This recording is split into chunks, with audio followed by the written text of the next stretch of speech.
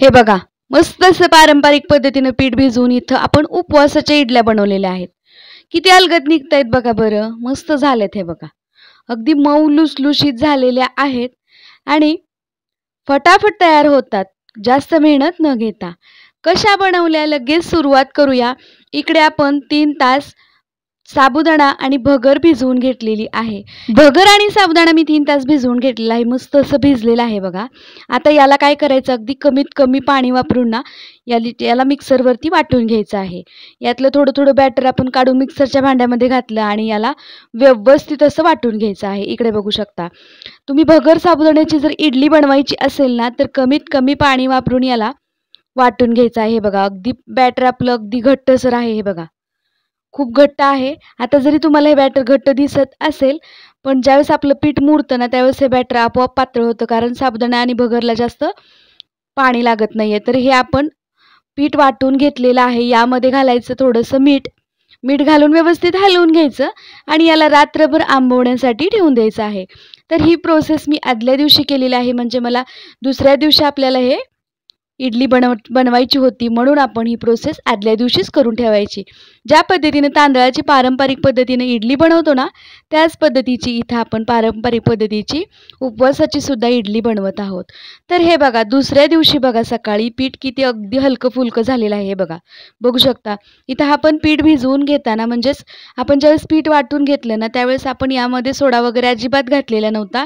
फक्त यामध्ये ना मीठ घालायचं, हलवून ठेवायचं, रात्रभर फर्मेंटसाठी ठेवून द्यायचं.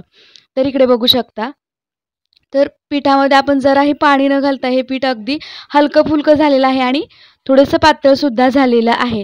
कारण याचं पीठ जे आहे ना भिजवून ठेवलं की हे बॅटर पातळ व्हायला लागतं. त्यामुळे यामध्ये जास्तीचं पाणी न घालता कमीत कमी पाण्यामध्ये हे बॅटर वाटून घ्यायचं आहे. तर इकडे आपण रात्रभर फर्मेंट करून ठेवलेलं जे पीठ आहे त्या पिठामध्ये अर्धा चमचा इनो घालायचा आहे. इनो सोडा घालून याला व्यवस्थित असं हलवून घेते.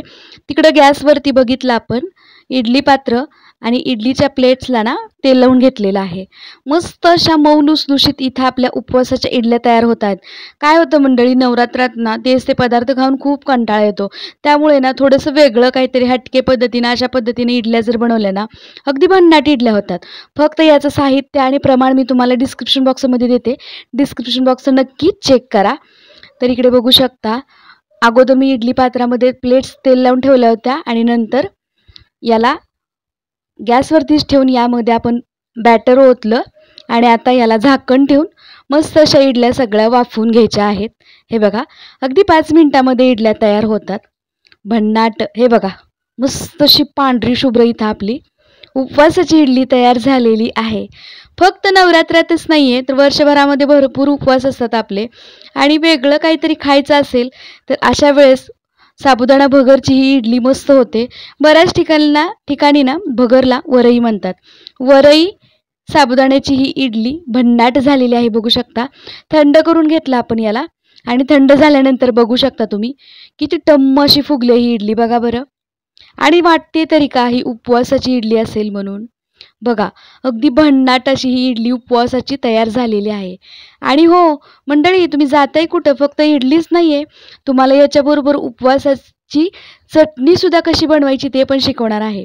आता ह्या सगळ्या इडल्या आपण एका डिशमध्ये काढून घ्यायच्या आणि बाकीच्या सुद्धा सर्व इडल्या आपण तयार करून घ्यायच्या आहेत. हे बघा, सगळ्या इडल्या काढून घेतल्या एका डिशमध्ये.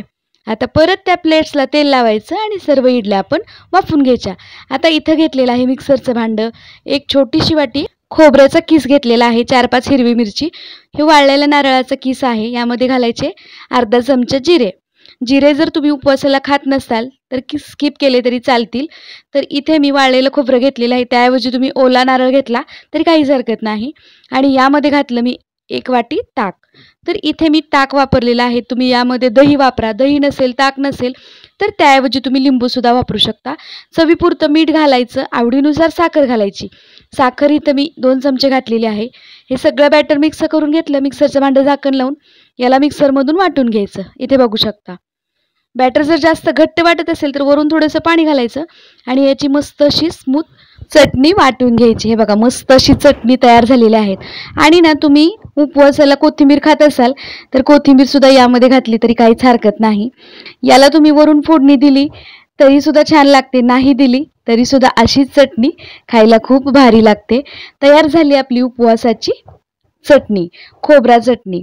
मस्त अशी उपवासाची खोबरा चटणी आणि सोबतच टम्म अशा फुगलेल्या मऊ लुसलुशीत इथे आपल्या उपवासाच्या इडल्या.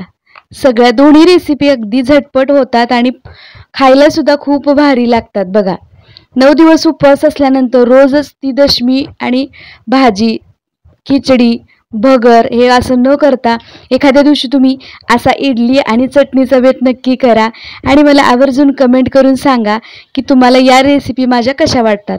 आणि हो, जाताय कुठं, आणखीन सुद्धा भरपूर रेसिपी मी आपल्या चॅनलवरती उपवासाच्या भरपूर रेसिपी अपलोड केलेल्या आहेत. त्याच्या लिंक तुम्हाला या डिस्क्रिप्शन बॉक्समध्ये मिळतील. आणि हो, नक्कीच या पद्धतीनं तुम्ही इडली आणि चटणी करून बघा. बघा खूप भारी लागते. फक्त ना आपण जे उपवासाचे पदार्थ बनवतो ना त्यामध्ये तुम्ही पाण्याचं प्रमाण जर परफेक्ट घेतलं ना तर तुमची इडली असो, डोसा असो, बाकी कुठले दुसरे पदार्थ असो अजिबात चुकणार नाहीत. या अगोदर आपल्या चॅनलवरती डोसा, रताळ्याचे काही भरपूर पदार्थ, शेंगदाण्याचे लाडू, भरपूर असे टम्म फुगणारे आपल्या बटाट्याच्या पुऱ्या, याचे सगळ्या रेसिपी मी तुमच्यासोबत शेअर केलेल्या आहेत. लिंक तुम्हाला मिळतील या डिस्क्रिप्शन बॉक्समध्ये. तर इडली बघा आतून दाखवते मी तुम्हाला. मस्त अशी मऊ लुसलुशीत झालेली आहे. मस्त अशी टम्म फुगलेली उपवासाची इडली आणि चमचमीत अशी उपवासाची चटणी. इकडे सोबतच नायलॉन साबुदाणा आणि सोबतच हिरवीगार मिरची तयार झालेली आहे. रेसिपी कशी वाटली कमेंट करा आणि चॅनेलवर नवीन असाल तर चॅनेलला सबस्क्राईब करा. चला मंडळी, पुन्हा भेटूया की अशाच एका छानशा साध्या सोप्या आणि नवरात्रातल्या मस्त अशा रेसिपी सोबत. तोपर्यंत मस्त खावा आणि मजेत राहावा. व्हिडिओ पाहिल्याबद्दल धन्यवाद.